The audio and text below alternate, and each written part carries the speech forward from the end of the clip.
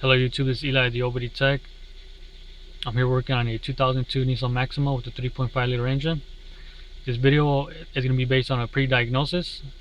I already know what's wrong with the vehicle. It's a weak coil pack on the number 6 cylinder. As you can see, I have my scan tuner hooked up. It's a P0306 cylinder 6 misfire. So on this video, I'm going to show you guys the steps I took to determine that the problem was a coil pack, by using a regular 12 volt test light and a lap scope to basically show you guys the power, ground, and signal on the coil pack, and also comparing it to a good known one. Alright guys, so let's get to the pre-diagnosis steps. Alright guys, so the first step to this diagnosis, I'm going to use a test light. It's connected to the to a negative host on the battery. So I'm going to show you guys the bad coil pack, which is number 6. So basically it's on bank 2. This do your 2, 4, and 6. So I'm going to show you guys how the coil pack is weak on this one.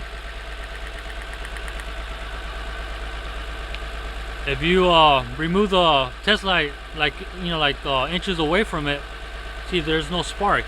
A coil pack should be able to jump the gap between at least an inch. On this one it does jump it, but the test light has to be really close. I don't know if my camera's picking up the spark, but as I move away the test light, see how the spark gets weak and it doesn't jump, do the jump on the test light. So that's so this is the reason why this vehicle has that misfire on the 6th cylinder. As I get it closer, there's spark, but this is considered to be a weak spark. It's not strong enough to jump a larger gap. As I go away from it, see there's no spark. So now the next step, I'm going to show you guys a good known one and show you guys the difference. Alright guys, so let me set up and I'll show you guys. Alright guys, so in this one I'm going to show you guys a known good coil pack. I'm using the number 2 coil pack on this vehicle. So so I'm going to show you the difference between a good one and a bad one. So here we go. I'm taking out the test light about an inch away, and you see how the gap does jump about an inch. As I go in, it's still sparking. So that's a good coil pack, which is able to jump about an inch of gap. Alright guys, so next thing is to check the power and ground and the signal of the coil pack on the number 6 coil pack. Alright guys, so on this step, I'm going to perform the voltage check on the power source and the ground wire and the signal on the coil pack. I'm starting out with the ground wire, which is the middle wire, black wire. I'm back probing it. We have about 0.03, 0.05, which is less than 0.1. That means that's a good ground, which is if it's less than 0.1. So that in this case, we have a good ground on this coil pack. Next, I'm going to check the 12 volt source, which is the red wire on the coil pack. I'm going to back probe it. Like I said, it's a red wire. It means we have about 13, 14 volts on this power source wire. And remember, the best way, the best way to perform this is under load, which is right now the vehicle is on and the coil pack is performing. So that's the best way to check for power and ground with the loaded circuit. So far, like I said, this 12 volts on this coil pack is good. So this coil pack is getting a good ground and a good power source. So next thing I'm going to do, I'm going to check the signal on the coil pack to see if the computer is sending a signal. So I'm going to use the 1-channel scope. I'll have it at 10 volts, 20 milliseconds. So let's check the signal, which is the top wire. Is like a white wire, I believe, but it's the top wire. So I'm going to back probe it. I'm gonna go under normal to keep a stable signal. So this is a signal on this coil pack. As you can see, this coil pack has already been replaced once. It's an aftermarket one compared to the original ones. So maybe the aftermarket, the signal may be different than the original coil pack from the dealer. So let's compare this signal to the original coil pack.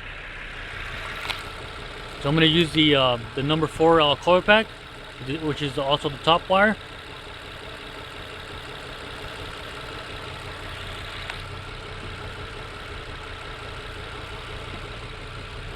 So, so for original coil pack, this is a signal. There is a difference between the aftermarket and the original coil pack. Now, I'm gonna go check the number 2 coil pack to see if this is also the same pattern as the number 4. So you can see the number 2 also has the same pattern as the number 4, which is the original one. So, as we confirmed earlier with the test light, we know that the number 6 does have a weak spark. So, the next thing I'm going to do is to basically switch a known good coil pack to the number 6. And this test is basically for those people that don't have a lap scope. It's to basically compare it's to swap a known good one for the bad one on the one that's misfiring. And just compare to compare the voltage difference to see if your problem lies within the coil pack or maybe like a harness issue. So in this case, I'm going to swap the number 2 to the 4 and just compare if the same symptom of the number 6 shows up on the number 2, and if the number 2 shows up on the number 6, and that will also determine if your problem lies within the coil pack or maybe like a harness issue. So I'm gonna set up and then show you guys. Alright guys, so I already swapped the number 6 coil pack to the number 2 cylinder. I'm gonna show you guys if the problem lies within the harness or it's just a weak coil pack. So here we go, guys. Like I said, I already determined that the problem is a coil pack, but I'm just showing you guys the steps I took. So here we go. Right now, it seems that the coil pack it is sparking, but very weak. As you can see, it is sparking, but as I put the test light further back about an inch, there's no spark. So this just confirms that the problem it is a coil pack. It's a weak voltage. A weak spark. As I get it closer, it does spark. There's a spark. It is being delivered, but as the test light gets further up about an inch gap, the spark does go away. So this just basically confirms that the problem is a coil pack. It's not a harness. So next is I'm going to show you guys the number 6, the coil pack that I swapped from number 2 to the 6, and show you guys that the harness is not the issue. Alright guys, so I'm here testing the number 6 coil. This is a known good one. See, on this one, you can tell the gap, the spark does jump about an inch away from the test light. So this just proves that the problem is not the harness, it is a coil pack. So to fix this problem is just to replace the coil pack with the new one. Alright guys, so let me replace the coil pack and then show you guys the test again. Alright guys, so this is with the newly installed coil pack on the vehicle, which is it's on the number 6 cylinder. I have my test light already set up. I'm gonna pull away the test light about an inch, and just show you guys the difference between a faulty coil pack and a new one. So as you can see, the spark is jumping about an inch away.